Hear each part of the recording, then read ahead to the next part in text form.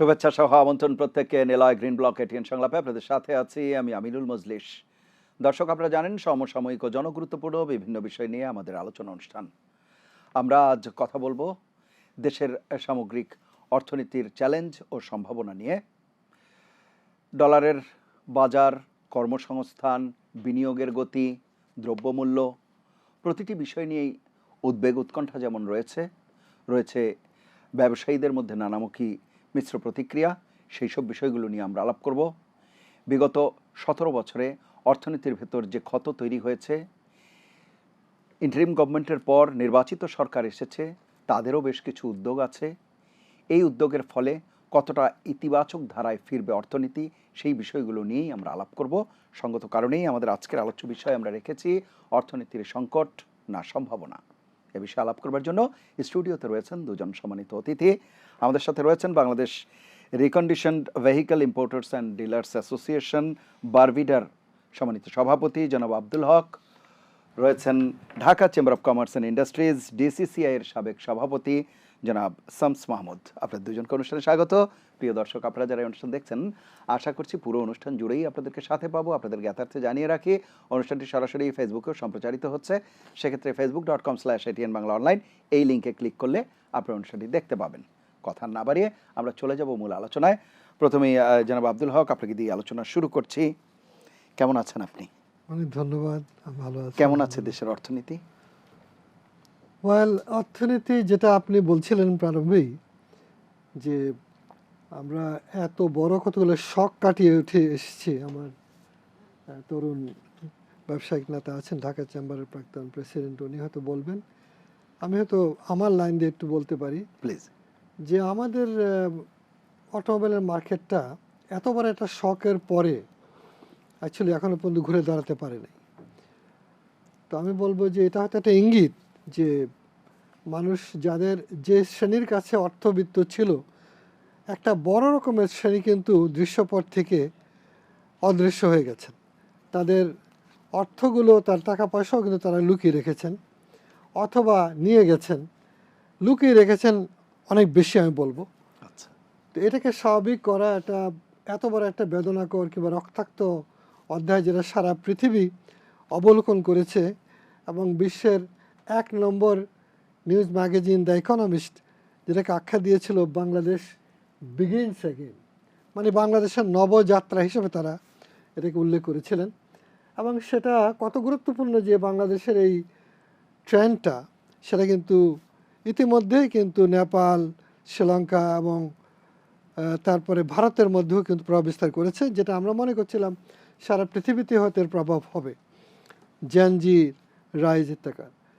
তো এখানে কিন্তু অনেক ব্যাপার আছে। ব্যাপারটা আমি মনে করি যে অনেক দূর যাবে এটা, কারণ এখানে যে মানুষের মধ্যে হতাশা, তরুণদের মধ্যে যে প্রচণ্ড ক্ষোভ, বৈষম্য দিয়ে তারা শুরু করেছিল, কিন্তু সেটা ছিল ক্যান্সারের একটা টিউমার হয়তোবা। আর টিউমার তো আর মলম দিয়ে সারে না, টিউমার রক্ত থেকে আসে, কিংবা ক্যান্সার রক্ত থেকে আসে। তো আমাদের যে টোটাল রাষ্ট্র ব্যবস্থায় যে অনেকগুলো বৈষম্য আছে, যেমন আয়ের বৈষম্য, জীবনের বৈষম্য, অর্থনীতির বৈষম্য, সম্পদের বন্টনের ক্ষেত্রে মারাত্মক রকমের বৈষম্য, সবগুলোরই হয়তো একটা ভাষা দেওয়া দরকার। যেটা আমার বিশ্বাস যে নির্বাচিত সরকার একটা বিশাল ম্যান্ডেট নিয়ে তারা ক্ষমতায় এসেছেন, এবং তারা স্বাভাবিকভাবে এসেছেন, মানে নিয়মতান্ত্রিক রাজনীতিতে। বাট 24-এর ঘটনা ছিল বৈপ্লবিক ঘটনা, কিন্তু একটা জনবিস্ফোরণ, কিংবা হয়তো বা কোনো বিপ্লবী পার্টি ছিল না পেছনে, হয়তো বা মিলিশিয়া ছিল না, কিন্তু সামরিক বাহিনীর রোল ছিল। সামরিক বাহিনী কিন্তু একটা অ্যাক্ট ওখানে করেছে। এটা যদি আজকে আমরা যদি আফগানিস্তানের উদাহরণ দিই, তো তারা এত বড় পরিবর্তন কি করে করতে পারলো? কারণ তাদের বিপ্লবী পার্টি ছিল এবং মিলিশিয়া ছিল, এই দুইটার সমন্বয় তারা পেরেছে। আমি একটু করে রেফার করব। প্রয়াত প্রেসিডেন্ট জিয়াউর রহমান সাহেব, তিনি মেজর থাকা অবস্থায় 71 সালে কিন্তু রিভল্ট করেছিলেন, এবং একটা গ্রুপ অফ মেজর্স তারাই কিন্তু আর্মির, তারাই কিন্তু এই ইতিহাসটা তৈরি করেছিলেন। কারণ তারা সামরিক বাহিনীর লোক ছিল বলে তারা কিন্তু পাকিস্তানের প্রতিষ্ঠিত রাষ্ট্রের বিরুদ্ধে তারা কিন্তু বিদ্রোহ করেছিলেন, এবং সেটা কিন্তু মুক্তিযুদ্ধে ধারণ করে। সামরিক বাহিনীর অফিসাররা ওই সময় অস্ত্র না ধরলে, জীবনটা বাজি রেখে তারা প্রাণ দিয়েছেন। আমি কেন কথাটা বললাম যে বাংলাদেশে এই ঘটনা কিন্তু এখানে থামবে না, এটা কিন্তু অনেক দূর যাবে আমি মনে করি, আমার জি। এই বয়সে আমি যতটুকু বুঝতে পারছি।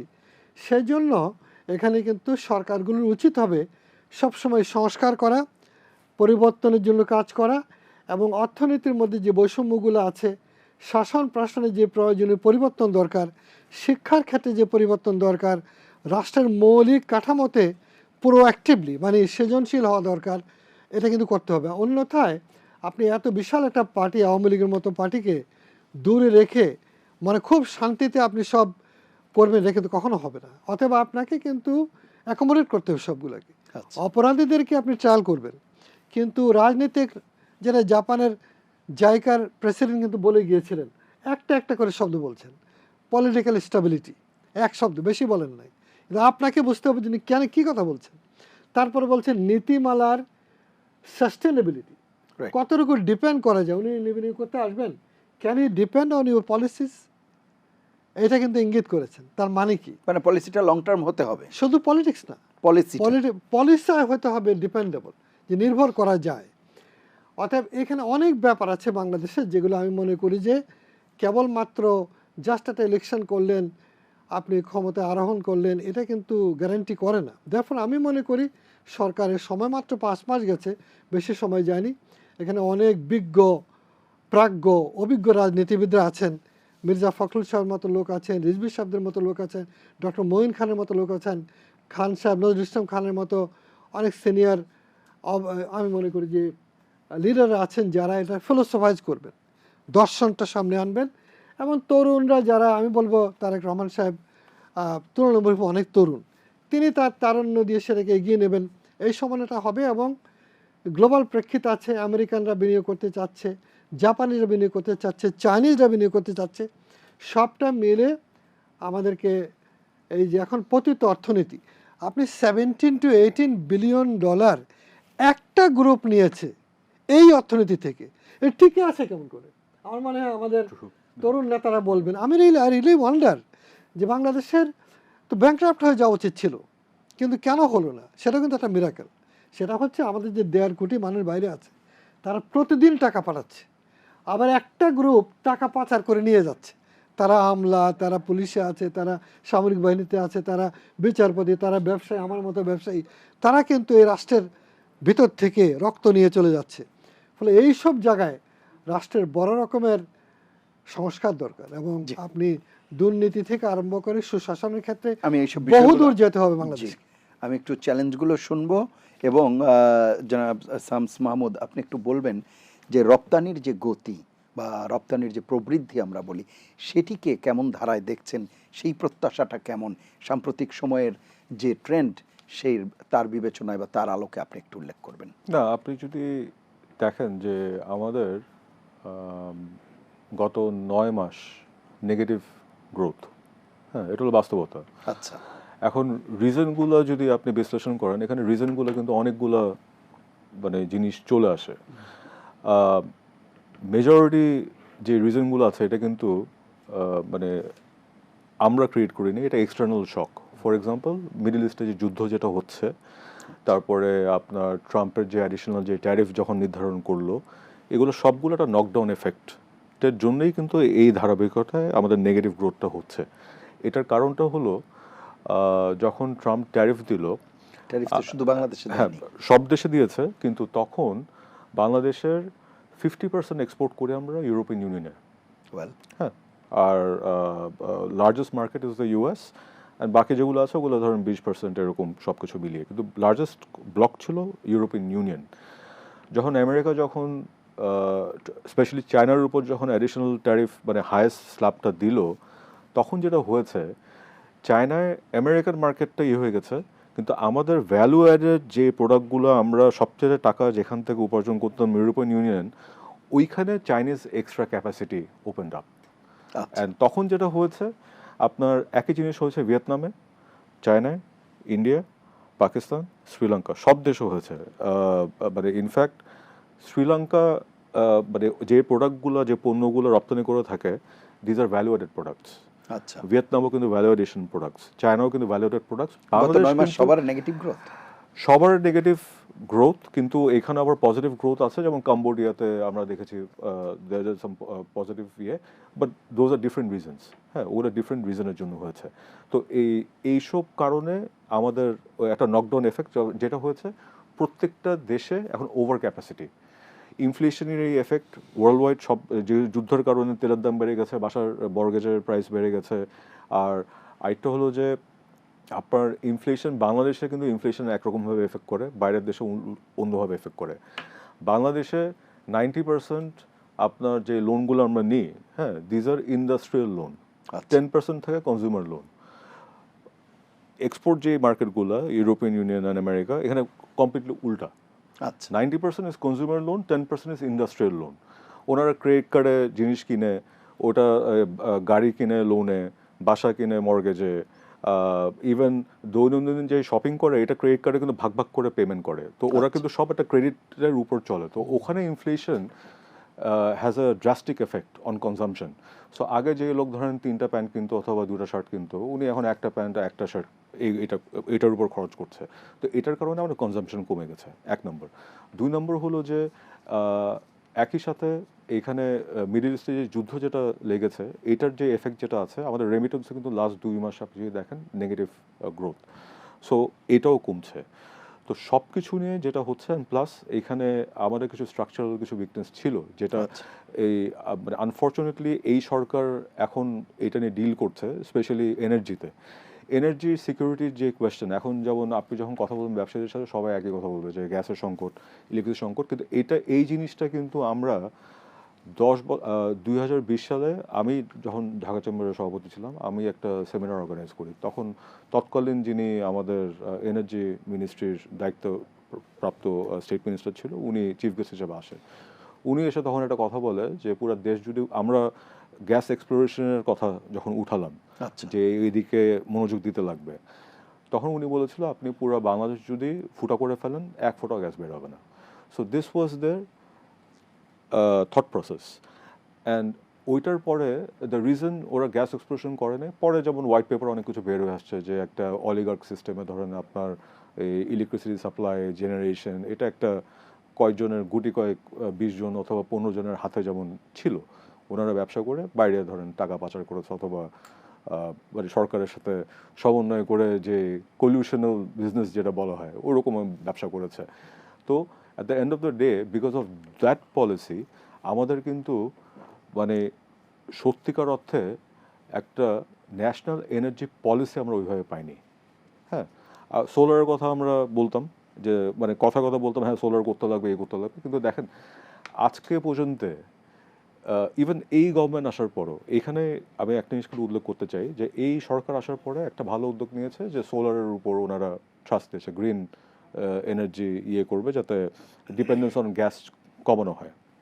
এখন জিনিসটা হলো সব কিছু করলেন, হুইলিং চার্জ আজকে পর্যন্ত হুইলিং চার্জে নির্ধারণ করা হয়নি। আমি যে বাইরে সোলার ইয়ে করে ন্যাশনাল গ্রিডের পাওয়ার নিয়ে আমার ফ্যাক্টরিতে আমি স্টেপ ডাউন করে নিয়ে আসবো, হুইলিং চার্জ আজকে পর্যন্ত করে নেই। এটা একটা জিনিস।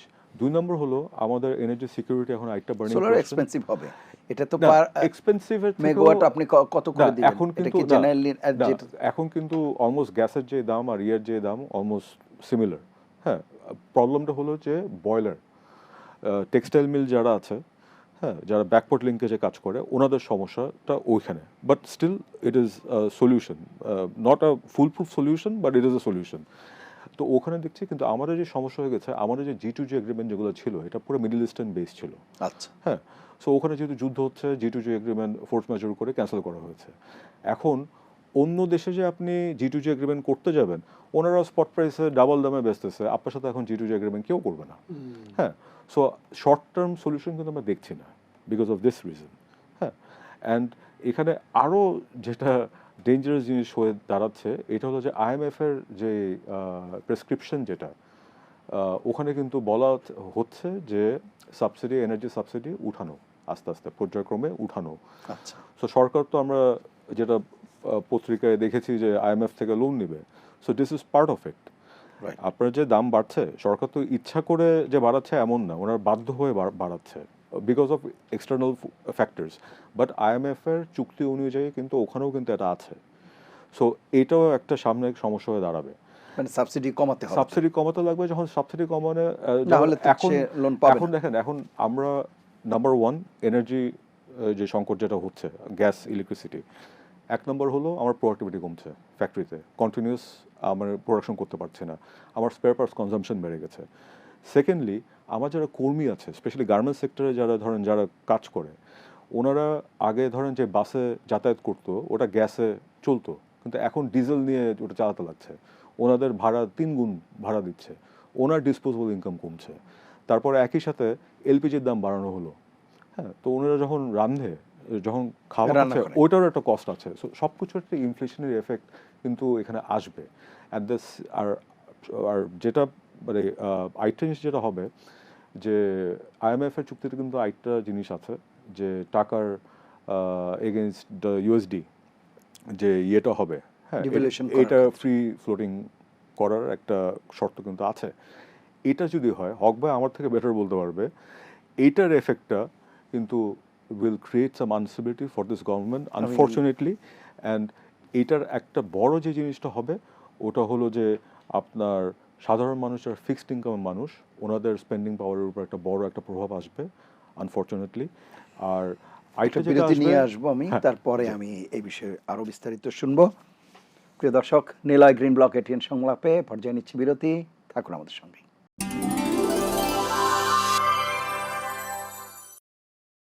ফিরে এলাম নিলয় গ্রিন ব্লক এটিএন সংলাপে, এতক্ষণ সাথে থাকার জন্য ধন্যবাদ। জনাব আব্দুল হক, এই যে বিষয়টি আসলে আলাপ করছিলাম, এখানে তো সমস্যা মনে হচ্ছে অনেক, তো এগুলো রাতারাতি হয়তো সমাধান করা সম্ভব নয়, কিন্তু সম্ভাবনাটা দেখছেন কিনা? আমাদের ঢাকা চেম্বারের প্রাক্তন প্রেসিডেন্ট সাহেব কিন্তু খুব সুন্দর করে বলেছেন যে শখগুলা কোথায় এবং আপনার চ্যালেঞ্জগুলো কি হবে। আমি শুধু যোগ করব এটাই যে সরকারকে অ্যাকচুয়ালি তারা এত বড় একটা মেসিভ সমর্থন নিয়ে এসছেন, তাদেরকে একটু সময়ও দিতে হবে। তো পাশাপাশি যে ভয়ঙ্কর ঘটনাগুলো ঘটেছে, যেমন ধরেন এখন তো এক্সটার্নাল শকগুলো সামনে চলে আসতেছে, কিন্তু ইন্টারনালি আমরা যেটা আমাদের হয়েছিল যে টোটাল ব্যাংকিং ব্যবস্থাটা আপনার ধসে পড়েছিল, আমাদের বিলিয়নস অফ ডলার পাচার হয়ে গিয়েছিল, সেটা কিন্তু শূন্য জায়গাতে যে ইনফ্লেশন হয়েছে এবং ব্যাংকিং ব্যবস্থাটা বিধ্বস্ত হওয়াতে আমাদের মারাত্মক ক্ষতি হয়েছে। সবগুলো সামাল দিয়ে সরকারকে ইয়েতে আসতে অবশ্যই অনেক চ্যালেঞ্জের সময় মোকাবেলা করতে হবে। পাশাপাশি অনেক অপ্রয়োজনীয় প্রকল্প, যেমন ধরেন উনি যেটা বলছিলেন শাম সাহেব, যে আপনি যেগুলো অলিগার তৈরি করার জন্য যে গ্যাস ভিত্তিক কিংবা এলএনজির কতগুলো কোম্পানিকে দিয়ে, তারা কিন্তু এখান থেকে দেখা গেল যে অফিসও এখানে রাখে নাই, তারা সিঙ্গাপুরে গিয়ে মাল্টি ন্যাশনালের মতো অফিস করেছে এবং সেখানে তারা এস্টাবলিশমেন্ট করেছে এবং তারা ওইখানকার one of the richest group হিসেবে অনেকে আবির্ভূত হয়েছে। দ্য সোর্স ওয়াজ বাংলাদেশ, আচ্ছা, তাদের ব্যবসার একমাত্র সোর্স হচ্ছে বাংলাদেশ। এরকম ভয়ঙ্কর ঘটনা এই দেশে ঘটেছে যে আপনি রাষ্ট্র টোটালি প্যাট্রোনাইজ করেছে, অংশগ্রহণ করেছে সরকারের এন্টায়ার সিস্টেম তাদেরকে এই পাচারের জন্য, তারা নিজেরাই করেছে। তার মানে এটা আমি মনে করি আর কি, আরও যেমন উনি একটু করে বলেছেন, ব্যাপক আলোচনা হওয়া উচিত, যেটা আপনার আমার জীবনে, একটা সাধারণ মানুষের জীবনে এবং টোটাল ইকোনমিকে টোটালি রুইন করে দেওয়ার জন্য কিভাবে কাজ করেছে, এই জিনিসটা অনেক সরল ভাষায় আলোচনা হওয়া উচিত আমি মনে করি বাংলাদেশে। কারণ এটা পৃথিবীর ইতিহাসে কিন্তু এরকম ঘটনা খুব বেশি ঘটে নাই, যারা সরকার এবং কিছু অলিগার্ক মিলে একটা কান্ট্রিকে টোটাল আপনি দেউলিয়া করতে পারে। আজকে এত মূল্যস্ফীতি হওয়ার কারণটা কি? টাকার মূল্য এত কমে যাওয়ার কারণ কি? কিংবা দ্রব্যমূল্য এত বেশি বৃদ্ধি পাওয়ার কারণ কি? কেন মানুষ এত গরিব হয়ে গেল? একটা বিশাল গোষ্ঠী কিন্তু গরিব হয়ে গেল হঠাৎ করে, 40%-এর মতো মানুষ দারিদ্র্য সীমার নিচে চলে গেল। কি মারাত্মক কথা! আপনি সবারই কিন্তু আয় কমে গেল, টাকার মূল্য কমে গেল এবং তার ক্যালোরি ইনটেক কমে গেল। আমি মনে করি বহু মানুষের মৃত্যু হচ্ছে চিকিৎসার অভাবে। আমার পরিচিত একটা ফ্যামিলিতে 3 জন লোক মারা গেছে শুধুমাত্র বেসিক, আপনার বয়স কত, 40-এর মতো বয়স, তারা তো রোজগারি মানুষ, গরিব মানুষ, তারা কিন্তু ইকোনমিতে কন্ট্রিবিউট করে বাই গিভিং দেয়ার লেবার, তারা কিন্তু বিনা চিকিৎসা মারা গেছে, কেউ খোঁজ রাখে না। অতএব ইম্প্যাক্টটা অনেক গভীর এই চ্যালেঞ্জটা বাংলাদেশের জন্য অনেক বড় মানে আমি মনে করি যে এখানে যেটা বলা হলো যে IMF এর চুক্তি মোতাবেক যদি আমরা এগুলো করতে যাই, তাহলে কিন্তু আমাদের দেখা গেল যে আরও মারাত্মক অবস্থা সরকার পড়তে পারে। সেজন্য আমাদের রোজগার বাড়ানো এবং অপচয়রা আমি মনে করি এই সরকারের একটা বড় রকমের কাজ করা উচিত ছিল। ইমিডিয়েটলি একটা কমিশন করে ক্ষমতা নেওয়ার পরে কোন কোন প্রকল্প তারা বাদ দিতে পারে এটা নির্ধারণ করা উচিত ছিল। ইমিডিয়েটলি ওগুলোকে ডিসকাউন্ট করে দেওয়া, যে প্রকল্প তারা করবে না, এবং প্রকল্প নেওয়ার ক্ষেত্রে অনেক সাবধান হওয়া। আপনি প্রতিদিন কিন্তু টাকা ধার করে সরকার খরচ চালাচ্ছে, কতদিন আপনি এটা করবেন? আপনি যে রেভিনিউ টার্গেট করছেন সেই রেভিনিউ তো অর্জন হবে না কখন, কারণ আপনার তো প্রোডাকশন নাই, ইন্ডাস্ট্রিয়াল গ্রোথ নাই, নেগেটিভ গ্রোথ হচ্ছে অনেক ক্ষেত্রে, রপ্তানি কমে যাচ্ছে, তো রেভিনিউ কী করে বাড়বে? অতএব আপনাকে তো সেই হিসাবে আপনার খরচ কমানোর চিন্তা করা উচিত ছিল।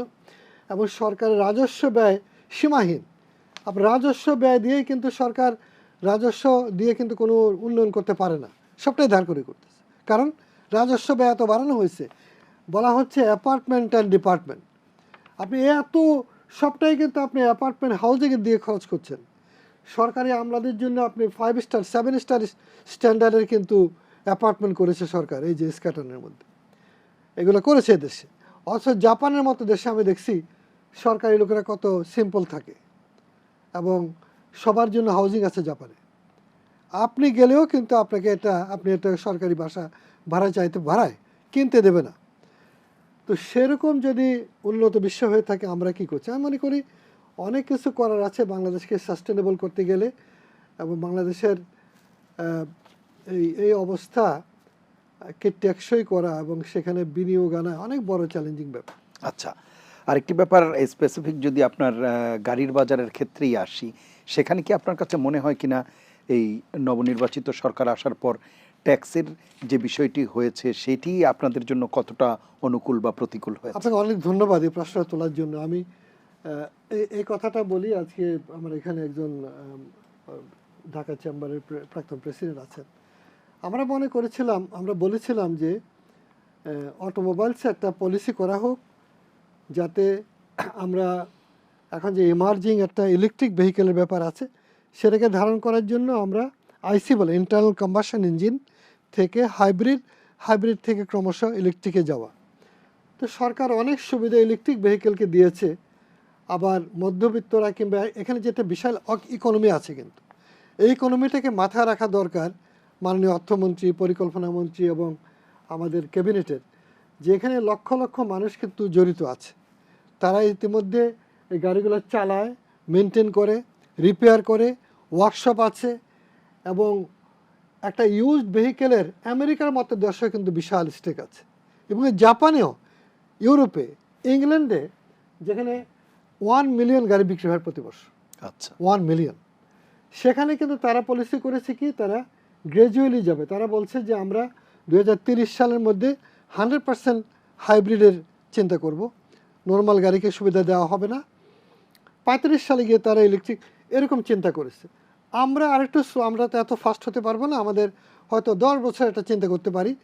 মাননীয় প্রধানমন্ত্রী খুব আগ্রহী উনি ইলেকট্রিকের ভেহিকেলে, কিন্তু এটা করতে গিয়ে আমি মনে করি এক্সিস্টিং যে বাজারটা আছে, যে বাজারটা আমরা 50 বছরে গড়ে তুলেছি, হাজার হাজার প্লেয়ার এখানে আছে, হাজার হাজার কর্মচারীরা কাজ করছে, বিশাল ভ্যালু এডিশন আছে, এবং এখানে কিন্তু প্রতিদিন আমরা এখানে ইকোনমিতে কন্ট্রিবিউট করি, যে মাইক্রোবাসগুলো, পিক আপ, ভ্যান ইত্যাকার, সেটা সবটা তো ইলেকট্রিক হওয়া অসম্ভব, প্রায় ইম্পসিবল। তো আমি কদিন আগে ইন্দোনেশিয়া গিয়েছিলাম। ইন্দোনেশিয়া 17,000 দ্বীপের এক বিশাল মানে কান্ট্রি, দেশ। তো সেখানে তাদের তেল আছে, তাদের কিন্তু ইলেকট্রিক ভেহিকেল আছে আমার মনে হয় 2-3% হতে পারে, কি 5% হতে পারে, বাকি 95% হাইব্রিডও না, তেলের গাড়ি, কেন ওদের তেল আছে। তো ফলে ওরা কিন্তু গ্র্যাজুয়ালি যাচ্ছে, ওরা তৈরি করে আবার গাড়ি। তো আমরা তো তৈরি করার মতো বাজার নাই, মাত্র 20-25 হাজার গাড়ির বাজার, যেটা 1 লক্ষ যদি আমরা বাজার করতে পারি মার্কেট সাইজটা, তাহলে কিন্তু তৈরির একটা সাপ্লাই চেইন তৈরি হতে পারে বলে জাইকা স্টাডি কিংবা বাংলাদেশ সরকার সাউথ আফ্রিকাতে একটা গ্রুপকে এনেছিল গাড়ি তৈরির ব্যাপারে, তারা বলে গিয়েছিল। আচ্ছা, আমরা মনে করি 10 ইয়ার্স একটা প্রোগ্রাম নিয়ে সরকার, এই যে এখন যে টেসলা, সোকল টেসলা, কিংবা আমরা এই যে যাকে বলে রিক্সা অটোরিকশা। কিংবা অটো রিক্সায় যে বাজারটা দখল করেছে, এটাও কিন্তু এটাকে একদম ডিসকাউন্ট করে দেবেন তা কিন্তু হবে না। না। পাকিস্তানে কিন্তু এদিকে রেজিস্ট্রেশন দিয়েছে, একটা স্ট্যান্ডার্ডে এনেছে, স্পেসিফাই করেছে। আমি মনে করি, আমি গাড়ির ব্যবসা করলেও আমি মনে করি টোটালি এটাকে ডিসকাউন্ট করে দেবেন সেটা কিন্তু হতে পারে না, হবে না। তার চেয়ে ওটাকে একটা সিস্টেম আনা যেতে পারে। পাকিস্তান করেছে, কিন্তু পাকিস্তান তাদেরকে একটা স্ট্রাকচার দেয়া, ডিজাইন করা, যেটা স্পেসিফিকেশনে আনা এবং এটার রেজিস্ট্রেশন সিস্টেম আনা। একটা এনআইডি রেজিস্ট্রে একজনকে একটা পারমিট দিতে পারেন, তাহলে একটা বিরাট এমপ্লয়মেন্ট হলো। এবং সেটা স্ট্যান্ডার্ড যাতে হয়, যাতে অ্যাক্সিডেন্ট না হয়, সেজন্য কোনটা কোনটা আপনি দেবেন সেগুলোকে আনা করে আমরা গাড়ির বাজারটাকে সম্প্রসারণ করতে পারি। সেটা ইলেকট্রিককে আপনি ফ্যাসিলিটি দেন, ইলেকট্রিককে 93% ডিউটি দিচ্ছে, 93% দিয়ে আপনি কিন্তু রোলস রয়েস গাড়িও চলে আসছিল। তো মাননীয় অর্থমন্ত্রী আমরা বলছিলাম যে এটা অনেক ডেসপারিটি, এদিকে 1000% ডিউটি নর্মাল গাড়ি, ওইখানে না 93%। এবার এটাকে 3 গুণ করেছে, মানে $25,000 একটা ভ্যালু, 50,000 এবং উপরে হলে 3 গুণ করিয়েছে। কিন্তু আমি মনে করি এটাও যথেষ্ট না। আমি বিনীতভাবে বলবো, আপনার এই অনুষ্ঠানের মাধ্যমে আপনি থ্যাংক ইউ, আপনি তুলেছেন, যেটা আমি আমাদের প্রেসিডেন্ট সাহেবকেও বলবো তারা চেম্বার থেকে করতে পারে, যেটা একটা কম্প্রিহেন্সিভ পলিসি করা উচিত, রাইট। Automobile policy. তাহলে সবাই কিন্তু তার জায়গাটা অ্যাডজাস্ট করতে পারবে। এখন আমাদের জন্য খারাপ অবস্থা, আমরা ক্ষতিগ্রস্ত হয়ে যাচ্ছি। আমরা সরকারের কাছ থেকে আশা করি না যে আমরা সরকার দ্বারা ক্ষতিগ্রস্ত হব। সরকারকে সবাইকে অ্যাকোমোডেট করতে হবে। আপনি একটাকে ফ্যাসিলিটি দিতে গিয়ে দেখা গেল যে আপনি আমাদেরকে মানে ক্ষতিগ্রস্ত করে ফেলছেন। এটা তো আমি বিনীতভাবে বলবো যে এটা কাম্য হতে পারে না। আমরা ক্ষতিগ্রস্ত হয়ে গেছি। তো আমি বলবো যে এখানে আমাদের এই জিনিসটা পুনর্বিবেচনা করা জরুরি ভিত্তিতে করা উচিত। আমি আসবো আবারও আপনার কাছে, একটু শুনে আসি। জনাব শামস মাহমুদ, আরেকটি বিষয়, আমরা বিনিয়োগের আক্ষেপের কথা তো প্রায়শই শুনি, দেশি বিদেশি বিনিয়োগ সব ক্ষেত্রেই।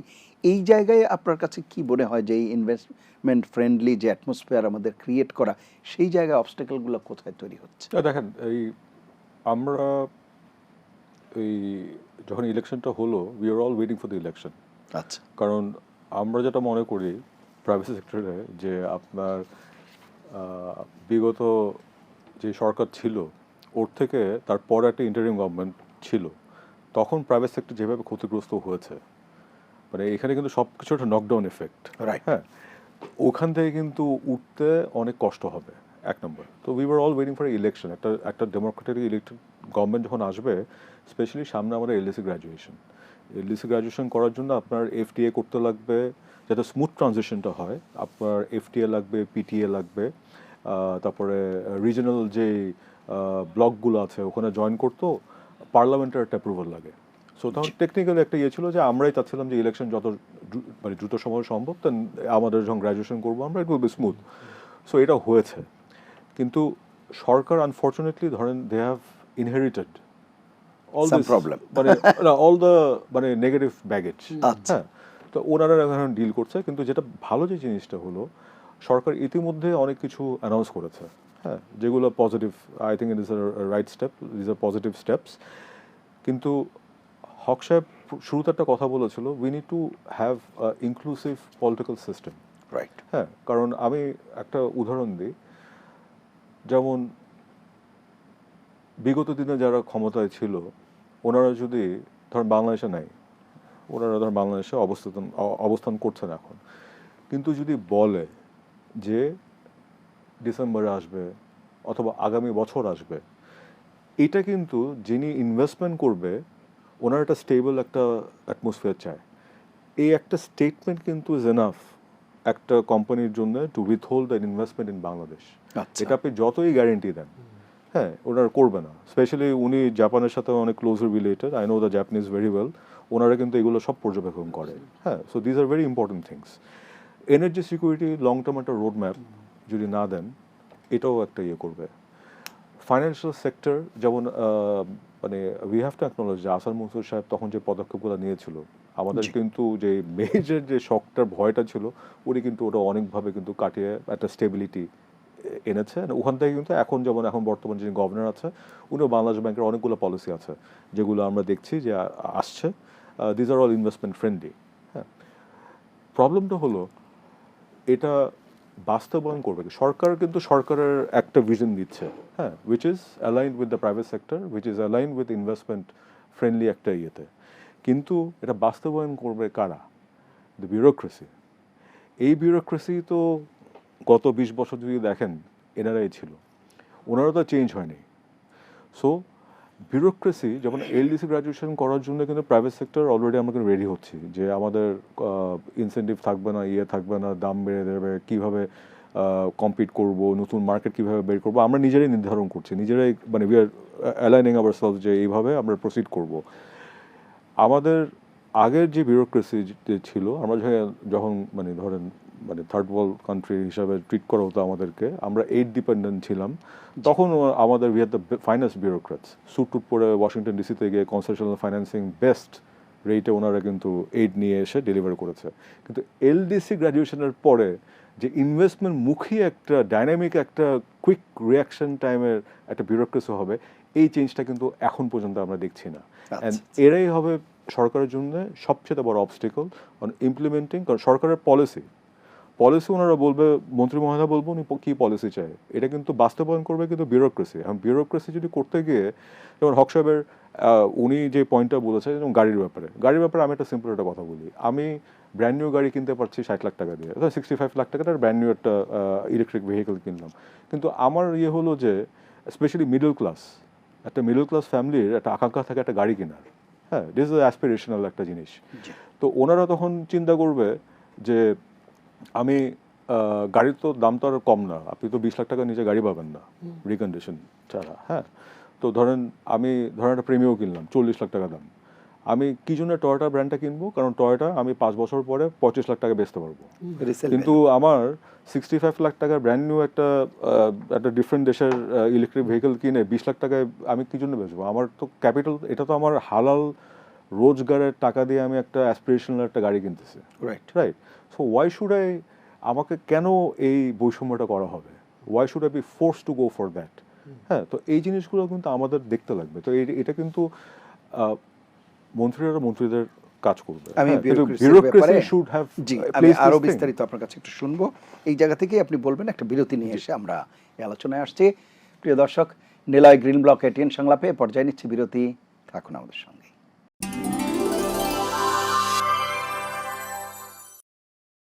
ফিরে এলাম নিলয় গ্রিন ব্লক এটিএন সংলাপে। এতক্ষণ সাথে থাকার জন্য ধন্যবাদ। জনাব শামস মাহমুদ, বিউরোক্রেসির ব্যাপারে বলছিলেন আপনি, জি সেই ব্যাপারটা একটু শেষ করবেন, তারপর আমরা অন্য প্রশ্ন। বিউরোক্রেসির ওইটাই, they have to be investment facing now. বর্তমান যে চ্যালেঞ্জগুলো মানে আমরা যেমন শিখে নতুন কি আসছে এটার সাথে নিজেদেরকে করি, অ্যাডজাস্ট করি, ওনারা কিন্তু এখন গতানুগতিক যদি খালি সাব কমিটি করে, ওই ডিসিশন যেটা ইমিডিয়েট একটা ডিসিশন দিতে পারবেন আপনি, এটা ঘুরতে থাকে। ইভেন এমনও হয়েছে যে প্রধানমন্ত্রী বলার পরও ডিসিশনটা কিন্তু এক্সিকিউশন হচ্ছে না, মানে হাফ ডান হয়ে আছে। যেমন একটা হলো যে উনি সোলারের উপর যে নজরটা দিচ্ছে এখন, হ্যাঁ পুশ করছে, right direction, it should be done, but যেটা হচ্ছে উইলিং চার্জের নির্ধারণ আজকে পর্যন্ত হয়নি। জি, সেটা তো করা। আচ্ছা, আরেকটি বিষয় আপনি বলছিলেন অনুষ্ঠানের শুরুর দিকে যে ট্রাম্পের শুল্ক আরোপ, ইউরোপীয় ইউনিয়নে আমাদের অনেক পণ্য যাওয়া, এবং সিঙ্গেল লার্জেস্ট কান্ট্রি যদি বলি তাহলে আমেরিকায় সবচেয়ে বেশি। তো এই যে অবস্থাটি তৈরি পোশাক খাতের ক্ষেত্রে, এই জায়গাতে আপনার কাছে মনে হয় কিনা যে আমরা ওই যে এক বাস্কেটে ডিম রাখার যে বিষয়টা, আমরা কতটা মানে ডাইভার্সিফাই করতে পেরেছি? পণ্যের ক্ষেত্রে তো আছেই, দেশের ক্ষেত্র, এই জায়গার দুর্বলতা কি আপনার কাছে মনে হয় এখন প্রকট হয়ে উঠছে? যদি আমরা ভিন্ন ভিন্ন বাজার থাকতো তাহলে কি এই অবস্থাটা এরকম হতো না? ডিফারেন্ট, মানে লাইক আপনার সঠিকভাবে আপনি বলেছেন যে আমাদের সিঙ্গেল বাস্কেট, এটা বহু বছর ধরে করছি আমরা, বলে আসছি এক্সপোর্ট হচ্ছে না বিকজ অফ পলিসির কারণে হচ্ছে না। আর দেখেন এখানে বিউরোক্রেসি, দুই রকম বিউরোক্রেসির উদাহরণ। এই আরএমজি সেক্টর, আপনার আরএমজি সেক্টর বাংলাদেশে ভালো করেছে কেন? হ্যাঁ, ওয়াই? বিকজ কোন না কোন একজন বিউরোক্র্যাট ডিসিশন নিয়েছিল ব্যাক টু ব্যাক এলসিটা করার জন্য, অ্যান্ড ওনার সাথেও অন্য যে বিউরোক্র্যাট ছিল ওনারা ওটা ব্যাক করেছে। বাংলাদেশ ব্যাংকে যে বিউরোক্র্যাট ছিল ওনারা এটা সাপোর্ট করেছে, finance minister support, it happen and look where it went. তখন যে এসএমইরা ছিল ওনারা আজকে বড় বড় প্লেয়ার্স ইন দ্য মার্কেট, ওনারা ব্যাংক ইনভেস্টমেন্ট আছে, ইন্স্যুরেন্স, অন্য হেলথ কেয়ার সেক্টরে আছে, এডুকেশন সেক্টরে, এটা স্পিল ওভার এফেক্ট, হ্যাঁ, ওয়েলথ ক্রিয়েশন হয়েছে। কিন্তু অন্য সেক্টরের বেলা যখন হয়েছে, হ্যাঁ ওটা ব্যবসায়ীদেরও অনেক মানে দোষ আছে, যেমন এখানে শ্রিম্প এক্সপোর্ট একটা বড় একটা মার্কেট ছিল, কিন্তু এই অসাধু ব্যবসায়ীর কারণেই কিন্তু জিনিসটা রেস্ট্রিক্টেড হয়ে গেল। লাইট ইঞ্জিনিয়ারিং সেক্টরে বড় একটা সম্ভাবনা এখনও আছে, এখনও করি। এখানে একটা জিনিস হলো কি, আমরা ইম্পোর্ট সাবস্টিটিউশন ইন্ডাস্ট্রিকে ওরকম প্রাধান্য দিই না, এক্সপোর্টের ব্যাপারে যেটা করি। হ্যাঁ, তারপরে আপনার যেমন অ্যাগ্রিকালচার সেক্টরের যে এগুলো আছে, আপনি যদি আজকে যদি আমি একটা অ্যাগ্রো ফার্ম করি, এটা কিন্তু ইল্ড পেতে 5 থেকে 10 বছর সময়ের পরে কিন্তু ইউজুয়ালি পায় সবাই, মানে ফুল ইউটিলাইজেশনটা তখন হয়। তো এইসব কারণে যেটা হচ্ছে, আমরা আলটিমেটলি জব ক্রিয়েশন হলো আমাদের মূল জিনিস। ইভেন 5th অগস্টে যে ঘটনাটা, মানে যে ঘটনা দিয়ে শুরু, ঘটনাটা যে হয়েছে, এটা কিন্তু শুরু হয়েছে এখান থেকে, যে ল্যাক অফ জবস। তো আলটিমেটলি আমাদের খুব সহজে আমরা বলে ফেলি যে হ্যাঁ ওনারা কাজ করবে, ফ্রিল্যান্স করবে, এটা করবে, ওটা করবে। ফ্রিল্যান্স করার জন্য আপনার যে ল্যাপটপ লাগবে অথবা লাগবে, যে ইন্টারনেটের যে খরচ, এটা one of the highest in the world still বাংলাদেশে এখনো। হ্যাঁ, এখনো। তো আপনি তো এটাই অ্যাড্রেস করেন, আপনি তো ডিজিটাল ডিভাইড, আপনি এখানেই তো বৈষম্যটা তৈরি হচ্ছে। তো বলার সময় যেমন এসএমই, আজকে আমরা ডিসকাশন করছি, আমি লার্জ ইন্ডাস্ট্রি নিয়ে কথা বলছি, ধরেন যাদের সমাজে একটু টাকা পয়সা হাতে আছে, ডিসপোজেবল ইনকাম আছে, ওদেরকে নিয়ে কথা বলছি। কিন্তু এসএমই যারা, আপনি এনার্জি ক্রাইসিসে একটা এসএমই দিনে যে যা মানে পণ্য বানায়, এটাই যদি ওর মানে বেচে ওই কোম্পানির যে মানে ইনকামটা ওখান থেকে যদি আসে, ইলেকট্রিসিটি যদি সারাদিন ধরে না থাকে, তখন আপনি কীভাবে চলবেন? কারণ আলটিমেটলি ব্যাংকে গিয়ে তো ব্যাংক তো আর দেখবে না যে আমার ইলেকট্রিসিটি ছিল না, ও তো ওর কিস্তিটা চাবে। মিস্টার শামস মাহমুদ, আরেকটি বিষয় আপনি বলছিলেন, এটি তো পণ্যের ডাইভার্সিফিকেশনের কথা, কিন্তু দেশের ক্ষেত্রে আমরা ভিন্ন ভিন্ন বাজার খুঁজলাম না কেন, বা খুঁজতে যে কেন পারা যাচ্ছে না? এটা প্রাইভেট সেক্টরই ভালো বুঝে। এখানে যখন সরকার কিন্তু কিছু, মানে সরকার যদি মনে করে যে ওনারা মার্কেট ক্রিয়েট করবে, ওইভাবে ইট ডাজন্ট ওয়ার্ক। হ্যাঁ, এখানে যত মার্কেট আছে, এটা কিন্তু যেমন হক সাহেবরা কিন্তু জাপানের সাথে যে বাংলাদেশের যে ওটা কিন্তু ওনারা ডেভেলপ করেছে, এটা কিন্তু সরকার কিছু করে নেই আনফর্চুনেটলি। হ্যাঁ, so something should be left to the business people. যেখানে সুযোগ থাকে ওখানে যায়। আর এখানে উইকনেস যেটা আমাদের ফরেন যে এমবেসিগুলো আছে, বা বাংলাদেশের যে এমবেসিগুলো বাইরে আছে, হ্যাঁ, এইখানে যে উইকনেস, কারণ ওনাদের কাছ থেকে আনফর্চুনেটলি ওনাদের কাছ থেকে যখন মন্ত্রী মহোদয়রা যায়, এমপি মহোদয়রা যায়, ওনাদেরকে গাড়ি সার্ভিস দেওয়া আর দেওয়া, ওনারা এটা নিয়েই এভরিওয়ান ইজ এঙ্গেজড। ওখানে যে আশেপাশে মার্কেট যাচাই বাছাই করে কি আছে সব আবার না, যেমন যেগুলো বাণিজ্যিকভাবে ইম্পর্টেন্ট, যেমন for example Brussels, Geneva, DC, হ্যাঁ, ইন্ডিয়া, এগুলো আবার খুব স্ট্রং, খুবই, মানে একদম ডিফারেন্ট একটা atmosphere. Thailand, they are very good. Singapore. কিন্তু Africa for example is the next destination. আপনি আফ্রিকায় দেখেন আমাদের এম্বাসি স্ট্রেংথগুলো, আপনি দেখেন যে কতগুলো ট্রেড ডেলিগেশন, আমরা চায়নায় যাই, জাপান যায়, আমেরিকা যায়, ইউরোপ যায়, সব জায়গায় ট্রেড ডেলিগেশন 100 জন লোক, মানে নামের উপর নাম। কিন্তু আফ্রিকার trade delegation, which is the largest free market area in the world, হলো আফ্রিকাতে। আচ্ছা, আমাদের কারো কোনো খবর নেই বাংলাদেশের। হ্যাঁ, ওয়াই? বিকজ এইটা রিফ্লেকশনটা হচ্ছে না। পলিসিতে আছে আফ্রিকা ফার্স্ট, কিন্তু বাস্তবে এটা কিন্তু আমরা কোনো দেখছি না। জি, আবারও আসবার চেষ্টা করব। শুনে আসি আব্দুল হক, বেশ কিছু প্রসঙ্গ এখানে আলোচিত হয়েছে। প্রধান সমস্যা এই মুহূর্তে ব্যবসায়ীদের, আমরা যার কাছেই যাই, গ্যাস, বিদ্যুৎ। রাতারাতি হয়তো সমাধান হবে না, কিন্তু এই সমস্যার সমাধানের ক্ষেত্রে আপনার কি পরামর্শ থাকবে, বা এই সমস্যাটা কীভাবে? সব বললে শিল্প ইন্ডাস্ট্রিয়ালিস্ট হিসেবে উনি বললেই ভালো হতো। আমি একটা জিনিস বলতে ভুলে গিয়েছিলাম, যেটা একটু করে বলতে চাই, সেটা হলো গাড়ির ক্ষেত্রে কিন্তু একটা বৈষম্যমূলক শুল্ক করের প্রথা চালু হয়েছে বিটুইন সিকেডি এবং বিল্ট আপ। আমি কথাটা আজকে রেকর্ড করালাম। এইটা অ্যাকচুয়ালি একটা ঘোষিত নিয়ন্ত্রণ থাকতে হয়। যেমন দক্ষিণ আফ্রিকাতে আছে যে তৈরি, মানে কমপ্লিট ম্যানুফ্যাকচারিং এবং বিল্ট আপে মাত্র 49% ডিফারেন্ট। আচ্ছা, তারা 40% দেশে তৈরি করে, 60% গাড়ি ইম্পোর্ট করে। তারা কিন্তু ইটস এ গিভেন পলিসি। আমার এখানে তৈরি নয়, অ্যাসেম্বলিং, জোড়া লাগানো। তারই ডিফারেন্স হচ্ছে 83% ছিল, এবার এটা কমিয়ে 60% এনেছে। বাট এইটাতে কিছু ব্যক্তিরা সুবিধা পাচ্ছে, মনোপলি হচ্ছে, এবং লার্জলি আমরা কিন্তু মার খেয়ে যাচ্ছি। অর্থাৎ আমি মনে করি এটা একটা সুচিন্তিত হওয়া উচিত, যাতে ক্রেতা, কনজিউমারের স্বার্থ, ইন্ডাস্ট্রির স্বার্থ, মানুষের স্বার্থ, এবং আপনি যদি লোকাল ভ্যালিডেশন কতটুকু হয় তার প্রেক্ষিতে আপনি সুবিধা দেবেন। এটা আমি বিনীতভাবে উপস্থাপন করলাম। তারপর এনার্জি যেটা বললেন, দেখেন শিল্পের প্রাণ হচ্ছে এনার্জি, যেটা প্রথমে উনি বলেছিলেন, শামসা প্রথমে বলছিলেন জি যে কিছু অলিগার কিংবা ক্রনিক ক্যাপিটালিজমের একটা রাষ্ট্র কীভাবে ব্যর্থ হয়। আমি আপনাকে বলি বাংলাদেশ কিন্তু almost a fail state by the, আমি বলবো রাজনীতিবিদরা বিগত সময় যা করছেন ফেল কেন হয় নাই, বিকজ অফ তরুণরা প্রাণ দিল, তারা সিস্টেমটাকে ঘুরে কিন্তু একটা জায়গায় আনলো, সেখান থেকে নতুন কিন্তু আপনি একটা নির্বাচিত সরকার আবার আসলো, অনেকটা অবিশ্বাস্য ঘটনা কিন্তু যে আবার একটা সিস্টেমের নাকি আসলাম, ওকে। কিন্তু আদারওয়াইজ ভিতরে যদি আপনি বলেন আপনার সেনাবাহিনী আছে, এত সব বাহিনী, এত সব institution, why you have got billions of dollar এখনও পাচার হচ্ছে কীভাবে, আপনি কি করেছেন তাদের বিরুদ্ধে? আপনি তো রক্ত নিয়ে চলে যাচ্ছে বিভিন্ন শ্রেণী। আপনি যে আমাকে ফেভার করলেন, আমাকে ক্যাপিটালিস্ট বানালেন, বিলিয়নার বানালেন, অ্যাট হোয়াট কস্ট? আপনার ইন্ডাস্ট্রি কিন্তু ইয়ে হয়ে গেল, সিক হয়ে গেল, সে কিন্তু হারাই গেল, গরিব কিনতে পারছে না, রোগাগ্রস্ত মারা যাচ্ছে। যেহেতু আমরা শিক্ষিত না, রাজনীতি করার জন্য মধ্যবিত্ত দরকার, মধ্যবিত্ত তো বড় নাই, সেহেতু কিন্তু আমরা টিকে আছি at the expense of the bottom of the pyramid.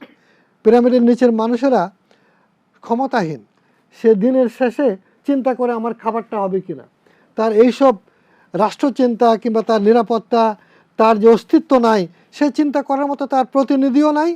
তার কিন্তু শুধুমাত্র মির্জা ফখরুল সাহেব দুঃখের সহিত কথাগুলো বলেছেন, কারণ উনি অনেক সৎ মানুষ, আমাদেরকে চিনি, এবং উনি কিন্তু সবটা খুলে বলতে সাহস করেন নাই, কত সামান্য বলেছেন, ইঙ্গিত করেছেন। ইঙ্গিতটা কিন্তু মারাত্মক, একটা প্রাজ্ঞ অভিজ্ঞ রাজনীতিবিদের এই ইঙ্গিতটা কিন্তু মারাত্মক আমি মনে করি। অতএব এখানে যারাই ওরা মনে করে ওরা মানুষ বুঝে না, মানুষ বুঝে বলেই কিন্তু 5ই আগস্টের ঘটনা ঘটেছে, নতুবা শেখ হাসিনা অনেক ভালো কাজ করেছে না, এই যে এত বড় আপনার এলিভেটেড এক্সপ্রেসওয়ে করেছে, মেট্রো রেল করেছে, দারুণ সব কাজ করেছে, কিন্তু জনগণের পাঁচটা বুঝতে পারেন নাই। উনি জনগণের সাথে যদি থাকতেন, ক্রনিকদের ক্যাপিটালিস্ট কিংবা অলিগার তৈরি না করে জনগণকে তৈরি করতেন, ক্ষুদ্র মাঝারিদের দিকে তাকাতেন, সারা দেশে লক্ষ লক্ষ ব্যবসায়ীরা, তাহলে কিন্তু হাসিনাকে পালাতে হতো না। তো আমি বলবো এটা ভবিষ্যতের জন্য কিন্তু একটা শিক্ষা। আজকে এনার্জির কারণে কিন্তু আমরা মার খেয়ে যাচ্ছি, এবং সেটার জন্য সমস্ত ক্ষমতা দিয়ে প্রেসিডেন্ট জিয়াউর রহমান সাহেব যেটা করেছিলেন, তিনি কর্নেল আকবর সাহেব তখন জ্বালানি মন্ত্রী ছিলেন, আচ্ছা রাত বেরাত তারা তাঁবুর মধ্যে থাকছে এই বাক্সাবাদ গ্যাস নিজস্ব টেকনোলজিতে। মহসিন সাহেব একজন ছিলেন যে তখন মানে বাক্সাবাদ গ্যাসের প্রধান ছিলেন, তারা মাঠে থাকছে, যেন উনি এখনো বেঁচে আছেন, উনি যদি শুনেন যে উনি মাঠে থাকছেন, উনি কন্ট্রাক্টর দিয়ে কাজ করিয়েছেন, কন্ট্রাক্টর অত উপযুক্ত না, বাংলাদেশি কন্ট্রাক্টর নিজে এই প্রকল্পের প্রধান হয়ে কর্ণফুলী নদীর পাড়ে থাকছে যেন ফেল না করে, নদীর তলদেশ দিয়ে তারা নিয়ে গেছে। ইন্টারন্যাশনাল রিপোর্টে আসছে how could Bangladesh do it, তাদের তো ওরকম টেকনোলজি নাই, তারা কি করে এই অল্প সময়ে বাক্সাবাদ গ্যাস একদম কর্ণফুলীর মতো নদীর তলদেশ দিয়ে এতগুলো ক্রিক খাল নদী পার করে চলে গেল। তার ডিটারমিনেশন ছিল, যার জন্য জিয়াউর রহমান সাহেবকে হত্যা করা হয়েছে, because he was A nationalist, he was working for the country nation. তা আমি মনে করি আমরা একটা শত্রু পরিবেষ্টিত জায়গায় আছি, সেটা বুঝে আমাদেরকে আগাতে হবে। আমরা স্টেবল হয়ে যাই এটা অনেকেই চায় না। এখানে অনেক কান্ট্রি হাজার কোটি টাকা বিনিয়োগ করে to make you destabilise, therefore ব্যাপারটা এত সহজ না। অতএব আমি মনে করি যে জ্বালানির দিকে আমাদের অনেক নজর দিতে হবে, ডিপ্লোমেসি করতে হবে। পাশের আমাদের ভারতকে আপনি চেঞ্জ করতে পারবেন না, প্রতিবেশী, তার সাথে সম্পর্কটা এমন পর্যায়ে নিতে হবে যে আমি তোমার সাথে চোখে চোখ রেখে কথা বলতে চাই, তোমার স্বার্থ আমি হানি করব না, তুমিও ঘোষণা করো তোমার কোনো এজেন্সি এখানে আমার দেশের জন্য নাশকতামূলক কাজ করবে না। আমি মনে করি এইটা করে কিন্তু এই সরকারকে এগোতে হবে, এবং জ্বালানির দিকে টপ প্রায়োরিটি দিয়ে নজর দিতে হবে, নাহলে কিন্তু আপনার কোনো গ্রোথ হবে না। জি, অসংখ্য ধন্যবাদ। আমরা শেষ করব, জনাব শামস মাহমুদ যদি কিছু যুক্ত করেন। আমি জাস্ট যুক্ত করবো যে মানে সরকার মাত্র আসলো, ওনাদের মিনিমাম 2 বছর লাগবে সব কিছু সাজাতে। হ্যাঁ, so we need to give them, we need to be constructive. আমি ক্রিটিসাইজ করলেই হবে না, টু বি কনস্ট্রাকটিভ। একটা সলিউশন দিয়ে আমি অনেক কিছু বলতে পারি, 100টা কথা বলতে পারি, কিন্তু I to give a solution to. আমরা আশা করি, আর আমরা কিন্তু এই কথাগুলো বলি বিকজ আমরা দেশের ভালো চাই, মঙ্গল চাই। হ্যাঁ, অ্যান্ড আরেকটা জিনিস হলো যে আমরা কিন্তু এখনো শখগুলো বুঝতে পারছি না ঠিক করে রেমিটেন্স যোদ্ধাদের জন্য। এটা কিন্তু অ্যাকনোলেজ করতে লাগবে। আর আমাদের জাতিগত একটা খুব খারাপ একটা জিনিস আছে, যখন মানে আমাদের পিঠ ঠেকে যায় ওয়ালে, তখন অনেক ভালো ভালো কাজ করি, যখন সব কিছু ঠিক হয়ে যায় তখন ওগুলো ভুলে যাই। তো এটা যাতে না হয়, আমরা যাতে লার্ন দ্য লেসন্স, এই যে এখন যে সংকটে যাচ্ছে এটা যাতে সামনে যাতে এরকম না পরিস্থিতি হয়, ওখানে যা যা করণীয় we should do the utmost যাতে এটা রিপিট না হয়। প্রায়োরিটিটা যাতে দিতে। অসংখ্য ধন্যবাদ আপনাদের আপনাকে দুজনকে ধন্যবাদ। অনুষ্ঠানে অংশ নেওয়ার জন্য। প্রিয় দর্শক, এই ছিল আজকের নিলয় গ্রিন ব্লক এটিএন সংলাপ। সম্মানিত দুজন আলোচকের কথার সূত্র ধরে শুধু এটুকুই বলবো, অর্থনীতিতে যেমন চ্যালেঞ্জ রয়েছে, রয়েছে সম্ভাবনাও। সেই সম্ভাবনাকে বাস্তবে রূপ দিতে হলে প্রয়োজন সুশাসন, সরকারি বেসরকারি অংশীদারিত্ব, বিনিয়োগ বান্ধব পরিবেশ, এবং তাহলেই হয়তো আমাদের যে প্রত্যাশা এবং প্রাপ্তির ব্যবধান সেটি কমে আসবে। সবাই ভালো থাকবেন, সুস্থ থাকবেন, আশা করি এটিএন বাংলার সঙ্গেই থাকবেন। আল্লাহ হাফেজ।